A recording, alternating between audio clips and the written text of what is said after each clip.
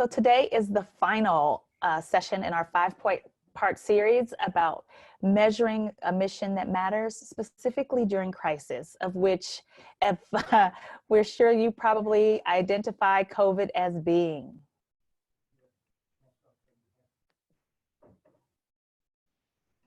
So just as always, one of our key strategies is celebration. And if you wouldn't mind, in the chat, would you please just share what's one successful leadership decision that you've specifically made since the formal start of the COVID-19 shutdown? And we would indicate that that's probably around March 11th or so for most people, when it became official for most folks if you're living in the US. So we'll come back to those comments throughout, but think it's important to talk about what are some successful things that have happened. We consider celebration to be one of our critical key strategies when we're thinking about cultural responsiveness. We also find that it's one that people will sometimes overlook if we don't remind ourselves to think about the things that are happening that are going well. And so if you don't mind, I'll start and share one. You know, I have been a fervent believer in blended learning forever and have regularly run into my fair share of people who thought that we had to be in person for so many things. And today, one of my beautiful challenges is that we have overcorrected and now think that almost everything can be done virtually, but I think that's a beautiful gift. And so I think that the decision to focus on diversity in general, even when we're thinking about diversity of learning environment and methodology, was a good decision that I made, and I think it's going to serve me well even now. So if you are open to doing so, yes, we are recording and we will keep track of the chat. Just share one successful leadership decision you've made since the formal start of COVID, and we'll come back to those in the chat. Absolutely. Thank you, Nicole. So during the past 5 weeks or so, we have grounded our time in this webinar in the 7 key leadership strategies that we sort of worked through from both a research-based standpoint as well as with a lot of practitioner input over the last several years. Probably about 10 years ago, we asked and answered a research question and came up with these 7 strategies. The 7 strategies are actually being utilized now by over 200 school leaders across the country. And again, they use them sometimes collectively, and in many instances, they would pick and choose which strategies are applicable based on their situation in their schools or districts or in other organizations. And with each of the previous webinars, we talked about engaging the community. And with the engaging the community strategy, we really spent a lot of time discussing the importance of understanding the communities we serve, really connecting with stakeholders, particularly during this time of an unprecedented pandemic, where it's important that we are really putting a lot of emphasis on the sociocultural needs of the individuals that we're serving, right? Whether we're in schools or we are in organizations. We talked a lot about empathy and compassion, which is also known as our 7-second chance approach. And essentially, again, in our current context of COVID-19, we really spent a lot of time in the webinar talking about the importance of leading from a place of empathy and compassion. This is one that we really ground so much of what we do in, because we often find that leaders, you know, the two of us sometimes, we may miss just taking an extra moment to understand what people are dealing with, what it is they're going through, and how they're feeling and showing up. Not a webinar about what is the strategy called the DOPE, the acronym the DOPE, which is the Daily Operational Plan of Excellence. And this strategy is more of the tactical approach, right? It really highlights what are those daily leadership moves that you make in order to optimize every member of your team and get to the right outcomes. And we talked about coaching, coaching grounded in a number of different coaching approaches, but the one that we tend to spend a lot of time on is just really coaching from the inside out versus outside in. And we talked about culturally responsive coaching in particular, where we wanted leaders and those who participated to understand that, you know, people are going to come to us with varying gaps at very different levels. They're going to come to us when we think of the cultural responsive continuum, and we've shared it with some of you. If you have not received that continuum, you'll shoot us something after, an email after this, and we'll get that to you. And so recognizing that on the continuum, individuals will come to us from a culturally responsive or empathy standpoint, either being culturally blind, not having any idea as to what is happening about the people that they're leading in terms of their biases, their struggles, versus those who are competent. And so coaching is the way to bring people along, as opposed to termination, firing, and evaluation. And then we talked about celebrations. We start every single session, whether it's virtual or in person, with celebrations. And the simplistic approach that we've taken with this is, in the world, particularly when we of education arena, there's so much that we can complain about, and it's important that we spend more time celebrating everything that is going well, right? Not necessarily trying to instill positive psychology, but just celebrating. So we start every session with celebration. And so it brings us to today, mission and vision, or mission, vision, and key strategies. We have not talked about non-negotiables, but in each of these, the previous 6, there's strands of what are some non-negotiable practices that are interwoven into them. One of the things that we know for sure as it relates to mission is that it should guide everything in your schools and districts. And so we would love to know from you in the chat, if you know the mission, not just the tagline or the logo that you all are consistently using. What is the mission of your organization? How conversant are you? So let me see how many of you maybe raise your hands or give me a quick yes if you think you could repeat it verbatim without using your Google machines to tell us what your mission is. I'm waiting to see some chat come in to see if how many people think that they would be able to tell me the mission of their organization verbatim without thinking about it or looking it up. I see a smile from Miss Jada. Oh, let me hear from the rest of you. Deshonda, Tanya, Diane, do you know the mission and visions of your organizations? There's a specific reason why we ask. Go ahead. Yes, I'm typing it now. Okay. We like to be super clear about the reason why we want to make sure leaders know their mission and vision for sure. When you think about your mission, is your team or organization's mission still relevant considering COVID-19? And so I thought it would be helpful for us to have just a simple little poll question to see how relevant is the mission still for you all now.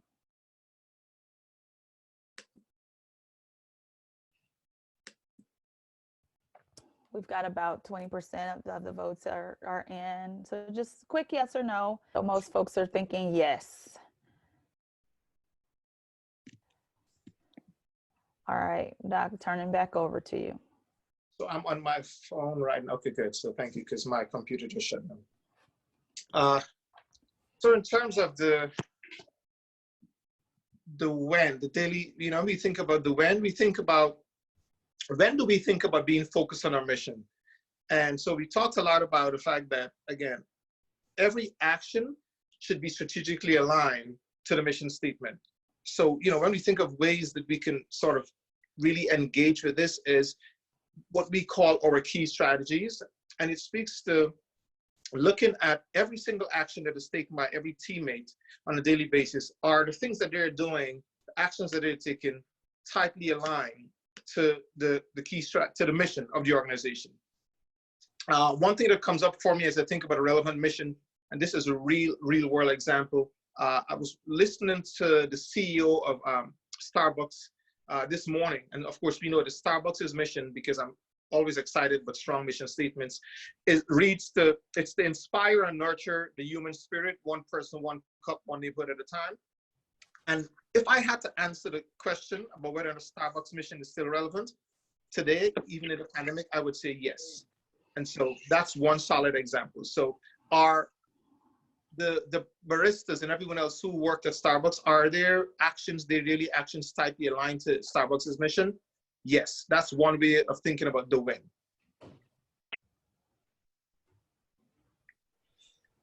The why really speaks to the why. The mission really speaks to this desire and propensity to just be consistent with practices amongst teammates. And when we think of the why, we think about whether or not every single stakeholder, both internal and external, have a good sense and understanding of the mission statement. Can they articulate it? Two, do we find that when we think of our mission statement or North Star or purpose, do we find that stakeholders are aligning intentionally, are aligning their daily actions to the mission that we've all worked on together and we've all agreed on? That consistency of practice. And then the how do we measure it? You know, what are the measurements that we can use to make sure that our mission statement is not only relevant, but that we are all in alignment during this crisis? And there are a number of activities that we can embark upon to determine whether or not it's still relevant. 3 ways that we've thought about, particularly as we think about during the crisis, is for not just the leader, not just the person who's at the helm of this team, but for you to engage with all of your teammates and partners around the questions of and sort of daily moves around, regularly asking yourself, are your actions meeting the needs of at least 95% of the impacted group?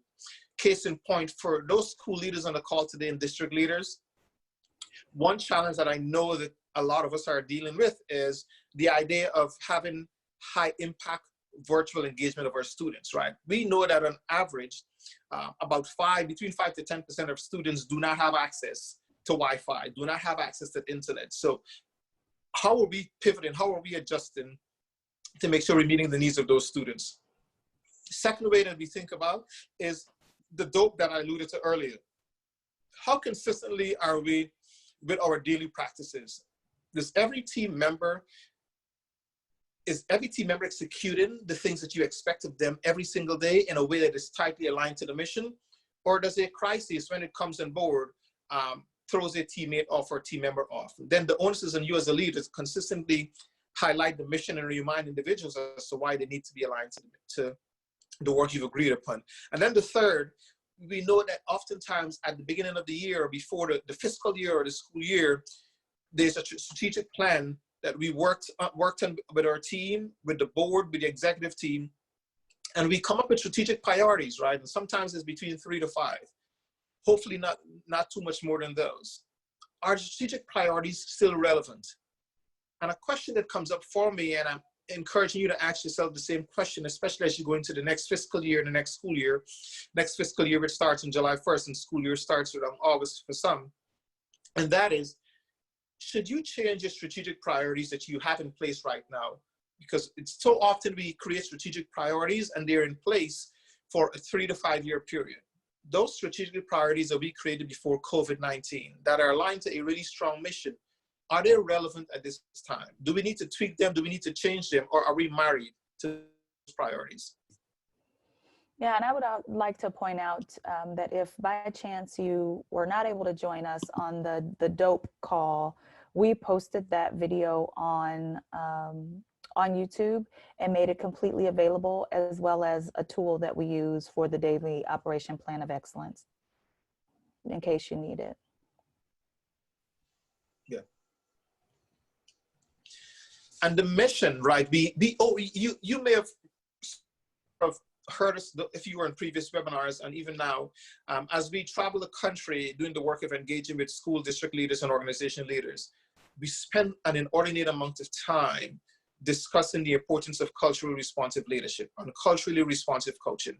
And just by way of a recap, right, we know that by its very definition, to be culturally responsive simply means that you're highlighting and elevating the cultural strengths and unique sort of practices of individuals to make sure that you're getting them to achieve in unprecedented ways. And so when we often focus, those of us in the K-12 arena, focus on doing this for students, it's incredibly important that we become culturally responsive in our leadership. When we're coaching individuals, that we're coaching them from a place where they're feeling seen, heard, and supported. Being culturally responsive and continuously practicing and building your muscles as a culturally responsive leadership coach benefits you as a leader as well. It increases your ability to and propensity to be empathetic And it also builds really solid, authentic relationships with you as a coach and your coachee, the person who you're coaching. And I just like to add, when we think about the mission of Starbucks, even though you're not working in business and industry, Starbucks has over 31,000 individual retail locations across the globe. And the mission is what allows them to drive that consistency. So that even when there's a leader in a particular place who might make a decision that you don't think is all that culturally responsive, and it ends up in a public affairs and communications nightmare, if you let the mission guide your decision making, let the mission be the thing that guides what you're doing every day, you'll find that you can recover from those kinds of things a little more swiftly. When we talk about being mission driven, one of the main challenges we hear from leaders in school districts and people who are leaders with their educational peers is that sometimes the urgent gets in the way of the more long-term or the important. And so our answer is mission-focused intention. We have an entire culturally responsive toolkit that we are giving away at no charge during this pandemic crisis. If you think you might be interested in this multifaceted resource, just send an email to info@livelyparadox.com using mission in the subject line, and you'll get the entire workbook. And you can use it with anyone on your team. We think it works better if you use us too, but we feel like we've put together a resource whereby you can train the trainer and put together your own professional development around that resource if you need to. Absolutely. I think this is a good time for us to probably field any questions, get any input, any immediate reactions from folks on the call. Yeah, absolutely. And then I wanted to share some of the celebrations that came through while people are thinking about their questions. Diana was planning a huge education summit here in Kansas City and decided to postpone it and develop a virtual extension. And that was one of the best decisions they've made. Tanya said that being intentional about reaching out to parents, you know, so often we expect parents to reach out to us. So I love that you are reaching out to parents weekly. And always pushing for us all to be more empathetic and compassionate in the way we make decisions. And so that's great. And then let's see, Deshonda said she set aside 30 minutes each week to have a whole staff community meeting, just to check in and check on each other. That's empathy at its finest. I love it. So everyone just discusses what you're doing to stay mentally healthy and happy. Deshonda, what you'll find is when you do those things, the work will continue to happen. The work will continue to happen. So right now, we would love, if you have questions, feel free to just take yourselves off mute and ask whatever question you might have for myself or for Doc. And if you've missed any of the 6 strategies that we've covered, again, we're putting them all on YouTube and every single resource. We don't want to just push them out to you, but if you want it, feel free to let us know, and we'll get you what you need. Absolutely.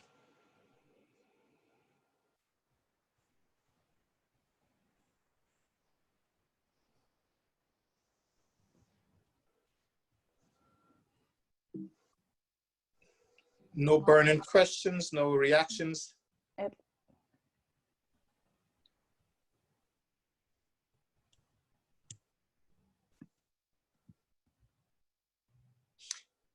Let me sort of take this opportunity to say that I know that we have about 2 minutes left. We did not, again, because of time, we have a couple of minutes left.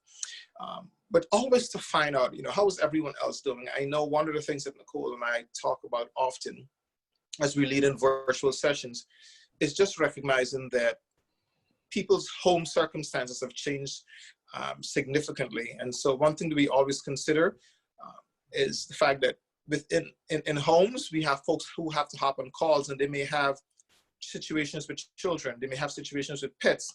And we often welcome those into the screen as well, right, into the screen space. But wanting you to understand, even as you were leading during this time, to take some time to give yourself some empathy and grant yourself some grace when things are not going well, because you have to be well before anyone else can be.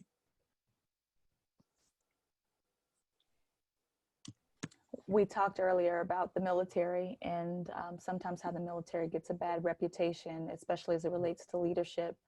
But when you're thinking about mission, everyone on a unique assignment in the military knows very clearly what the mission is.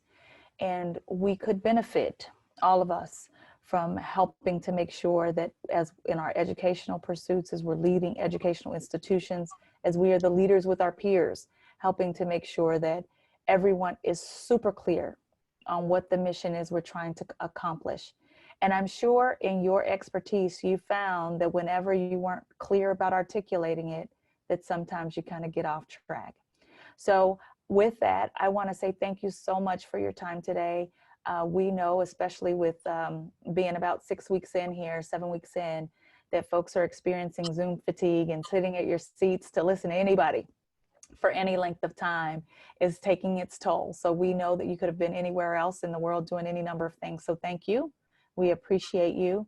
And if you are interested in the Culturally Responsive Toolkit, just again, email info@livelyparadox.com with the subject line mission, and you'll get the entire toolkit to use as you see fit.